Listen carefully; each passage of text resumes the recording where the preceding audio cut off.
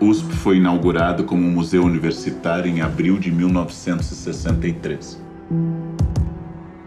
Teve sua primeira sede no terceiro piso do pavilhão da Bienal e depois passou a funcionar no campus da cidade universitária, na cidade de São Paulo.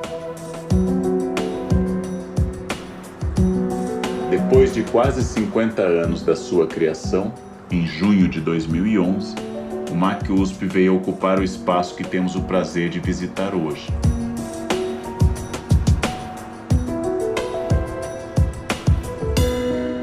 O antigo prédio do Detran de São Paulo, o Pavilhão da Agricultura, projeto de Oscar Niemeyer, com reforma de Lina Bobardi.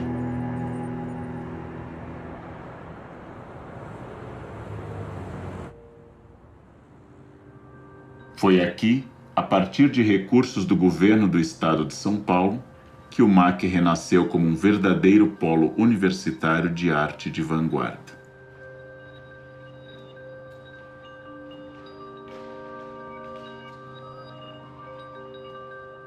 Seu acervo inicial se dá a partir das coleções do Museu de Arte Moderna de São Paulo e do casal Francisco Matarazzo Sobrinho e Holanda Penteado. Ao receber essas obras, o Museu de Arte Contemporânea da USP acaba se tornando, na prática, um museu com acervo moderno.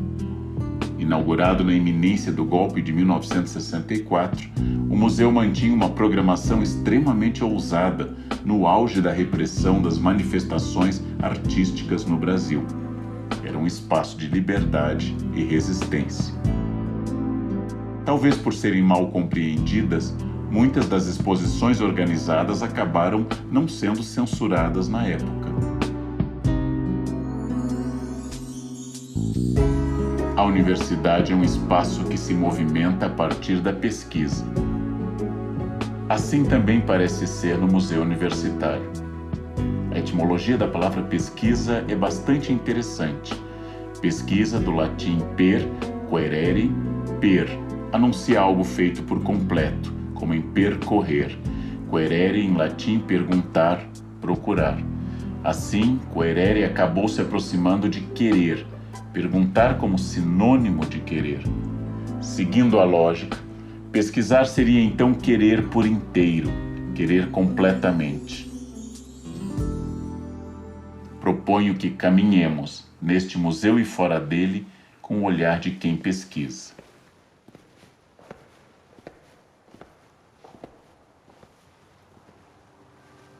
Modigliani, 1919, autorretrato, olhos sobre tela.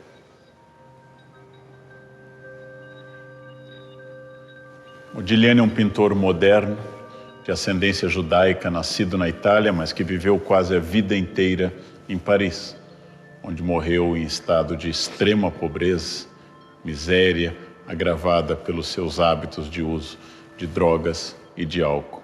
Seu traço genial cria esses rostos alongados, quase máscaras africanas, pescoços compridos, olhos vazados, pinceladas largas, um traço único, um raro autorretrato de Amedeo Modigliani, uma obra-prima que nós temos aqui no MAC USP.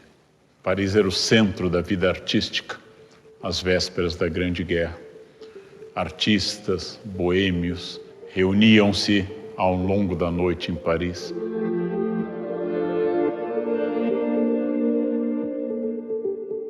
A maioria com pouco dinheiro, fazendo grandes festas, como foi com a primeira geração de impressionistas, como foram estrangeiros como Picasso, como foram estrangeiros como Modigliani. Depois vieram escritores como Hemingway e outros que se reuniam na Cidade Luz, produzindo essa concentração extraordinária de gênios em Paris no início do século XX e logo após a Grande Guerra. Modigliani teve muitas paixões, mas foi com Jeanne Hébuterne, uma artista jovem que conviveu até o fim de sua vida. Tiveram uma filha e um fim trágico. Com a saúde debilitada pela tuberculose, Modigliani morre em Paris no inverno de 1920. 2 dias depois da morte do amor da sua vida, Jeanne, grávida do segundo filho, se joga do 5º andar da casa dos pais para onde tinha sido levada. Para alguns, a abundância de autorretratos é a vaidade dos pintores. Para outros, e talvez seja o caso de Modigliani, de Rembrandt e de outros pintores, o autorretrato é para eles também a falta de dinheiro para pagar um modelo. Ou seja, eles se olham no espelho e fazem seu autorretrato. Mas Modigliani não quer publicar para o mundo como ele gostaria de ser. Modigliani quer olhar dentro de si.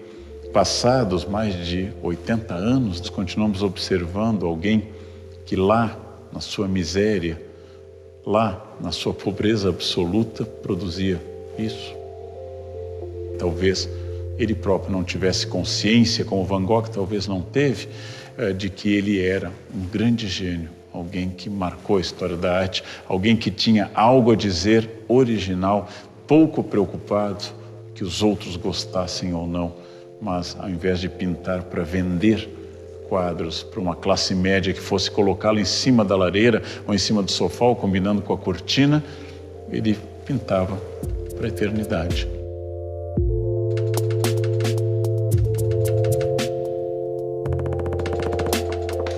Godard nos pergunta se, quando vemos nossa própria foto, não nos consideramos uma ficção. Quanto de verdade existe em um autorretrato?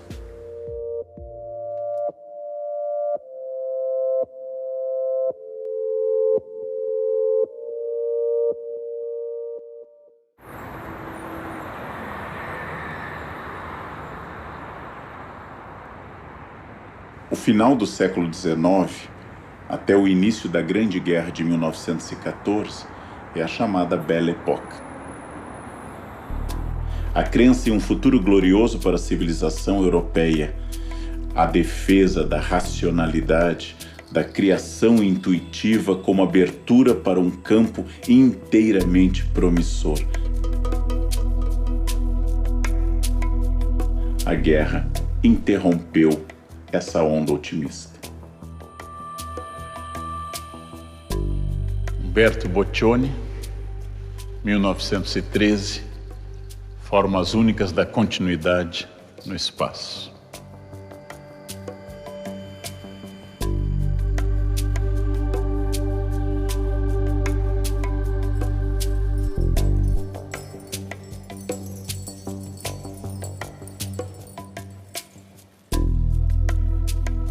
No início do século XX, na Itália, surge um movimento futurista, junto a Marinetti, Boccioni e outros, que passam a louvar a velocidade, a quebra da ruptura.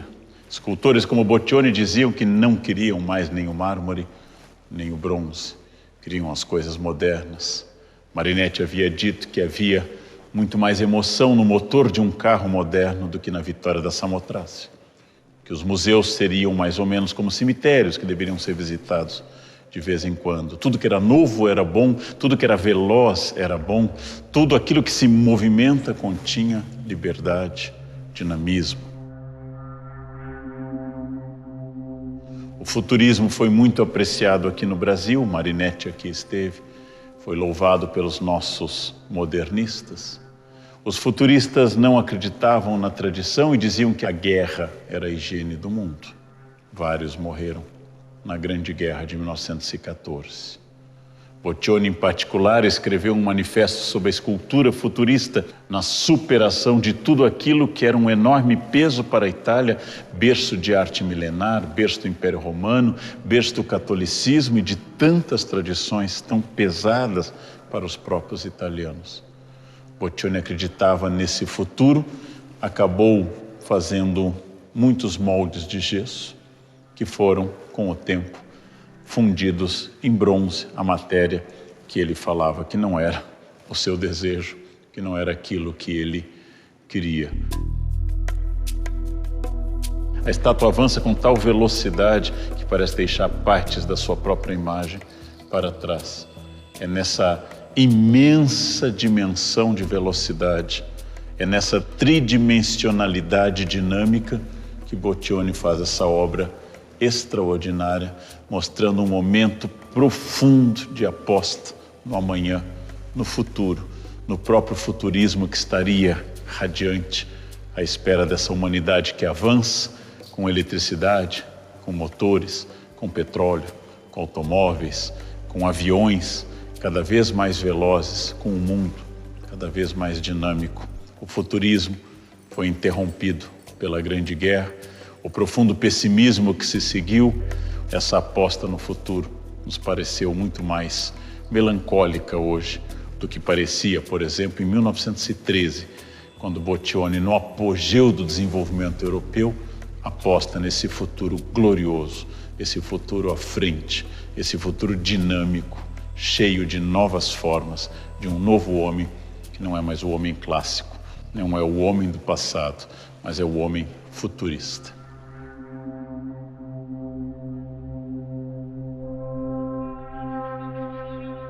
O que é a vitória da Samotrácia que está citada no Manifesto Futurista? A Vitória da Samotrácia é uma obra helenística, não clássica, de uma vitória alada, de uma Nike, alçando o voo. Não é à toa que a Nike Samotrácia deu origem ao símbolo da Nike, que é a asa, que é Nike, Nike. É uma figura com um compromisso com a épica, com um avanço decidido, uma nova vitória da Samotrácia.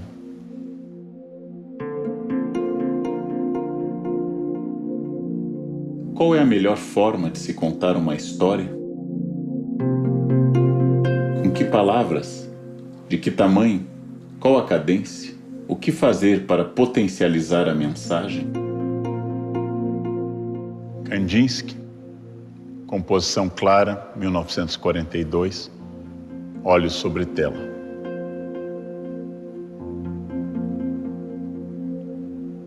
Kandinsky é o russo que ajudou a criar o abstracionismo, os quadros que não se propõem mais a ter formas possíveis de serem identificadas. Professor da Bauhaus, a escola que revolucionou a arte na Alemanha de Weimar, Alemanha entre as duas guerras mundiais. Colega do músico Schoenberg, com quem tinha uma relação de amizade, religioso, místico até, um homem que pensava didaticamente e como a arte deveria responder a questões como linha, plano, forma, e pensava sobre ângulos, sobre cores. Morreu em 1944, cada vez mais afastado de toda e qualquer figuração.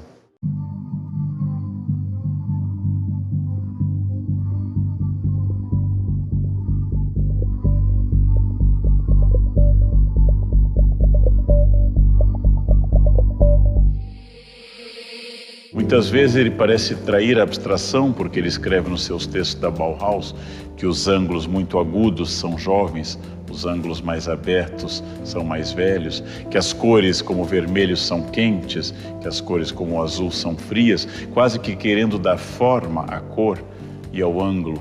Mas a ideia básica do abstracionismo de Kandinsky é um esvaziamento do olhar tradicional, é a perda da referência das imagens.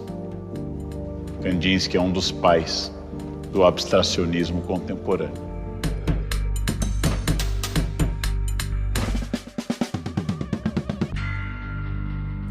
Então, o que Kandinsky quis foi eliminar a forma reconhecível. Então, não se trata de eu olhar e dizer: aqui eu vejo um pente, aqui eu vejo uma cobra, isso parece uma ferradura, isso parece uma lira ou uma harpa, parece uma roupa de arlequim. Porque exatamente a proposta do abstracionismo é evitar essa relação. Desde o romantismo, em que a figura do gênio começou a ser louvada, que a subjetividade do artista vai sendo dominante em detrimento da compreensão do público. É claro que isto abre caminho para muita incompreensão entre público e obra de arte. O objetivo da arte não é exatamente a verossimilhança, a similitude, a mímesis, a cópia do real. O objetivo da arte passa a ser ampliar o nosso olhar, esvaziar talvez os sentidos ou produzir significados que até então eu não tinha, estabelecendo um diálogo inteiramente novo, inteiramente original, inteiramente distinto, repensando a maneira com a qual eu vejo o mundo.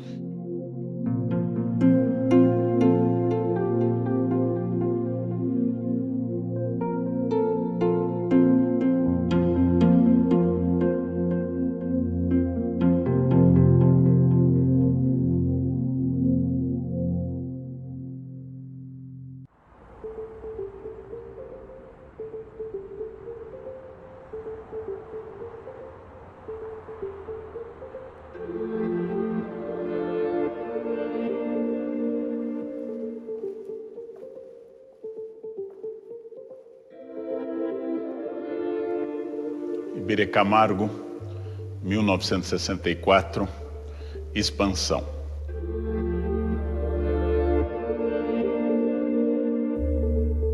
Os quadros do Iberê, como ele usa às vezes um fundo vermelho escuro, sobre o qual ele aplica muitas camadas de tinta densa, parece que o quadro está sangrando. Parece que o quadro tem de dentro uma vitalidade, como se fosse uma pessoa querendo se libertar da própria essência escura, algo que sai de dentro das entranhas do quadro. Isso é Iberê, uma personagem trágica, cheia de densidade, com um talento extraordinário. Iberê é um gaúcho que tem quadros dominantemente sombrios, com muitas camadas de tinta. É um autor com grande força expressiva, pouco otimista, com uma densidade gigantesca. Desde muito cedo, talvez pela origem comum, talvez pela força, quase que se fosse o retrato escuro da face humana, tem uma identidade muito grande com a obra do Iberê. Extraordinária densidade e sobreposição de camadas de tinta, um quadro com relevo, um quadro com uma vitalidade quase escultórica. O retrato escuro, ou quase que o retrato de Dorian Gray, que está no sótão, quase que a minha alma, se eu não tivesse que existir para o mundo, né? O Iberê tem raios X da alma humana. Não? Aquilo que nós não gostamos não é decorativo, não combina com o sofá. Diria que essa imagem é o anti-Facebook. Aqui tudo é denso para evitar essa falsa felicidade social e aparente.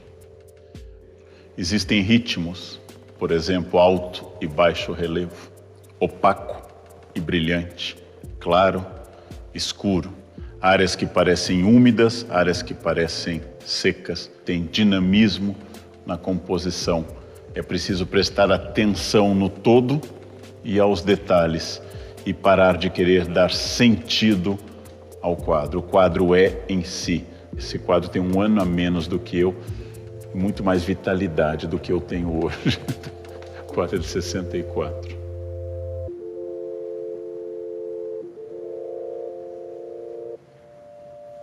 O Monstro da Lagoa.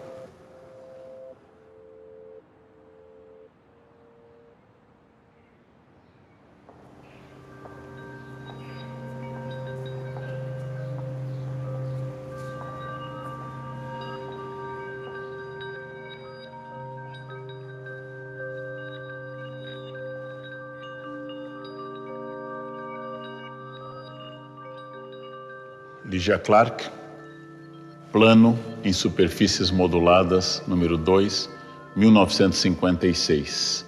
Tinta industrial sobre base de Celotex.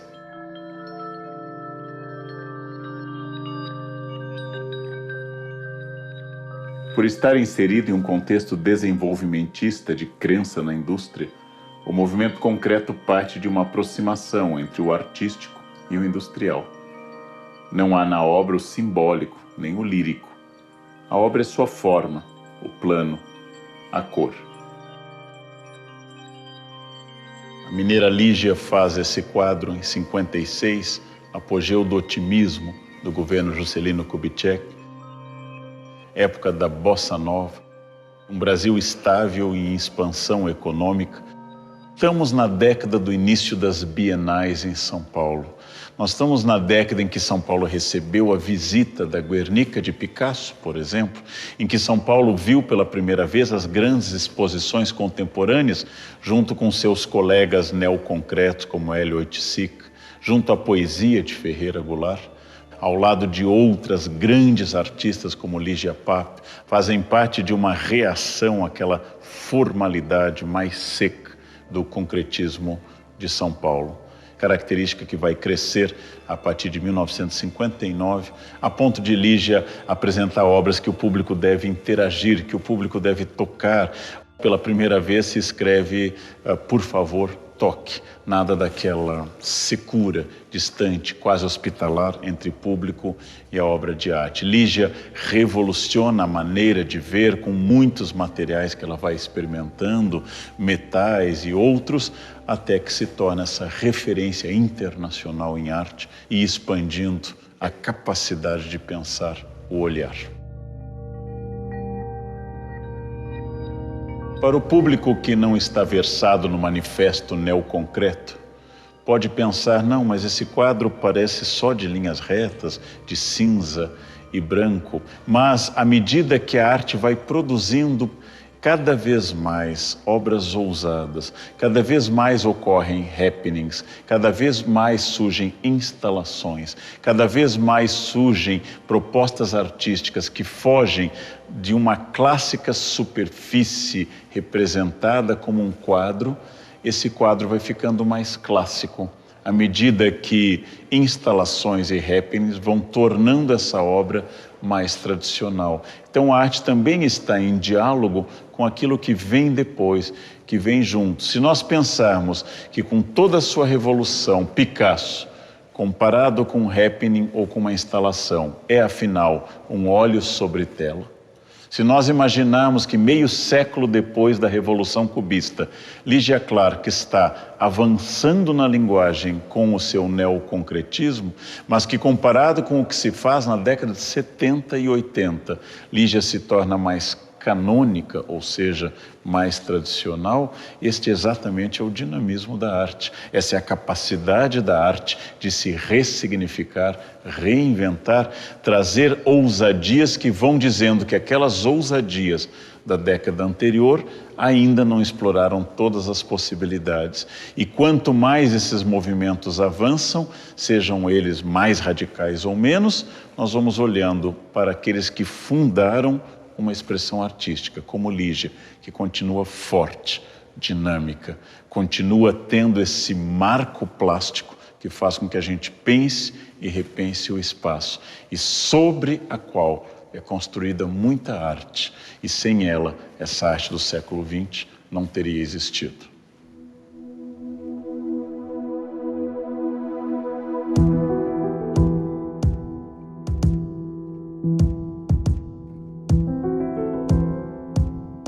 Vimos aqui no MAC USP as proximidades e distanciamentos entre forma e conteúdo. Ao tratar esses dois aspectos com coesão, a expressão artística pode se fazer ainda mais potente. A arte é uma grande contribuição para o mundo, para a pesquisa, para compreender a história humana e avançarmos. Todo grande artista é também um grande pesquisador.